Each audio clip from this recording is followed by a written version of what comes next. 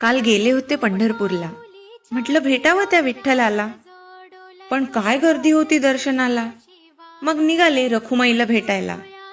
म्हटलं 4 गोष्टी सांगू तिला, तिला तरी कोण असतं गाऱ्हाणं करायला. 28 युगे उभी आहे बापडी, एकटीच कर ठेवून कटावरी.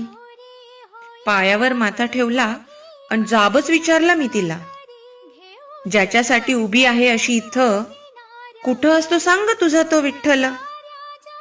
त्या विठू माऊलीचीच ती सखी. काय सुंदर उत्तर दिलं पहा तुम्ही.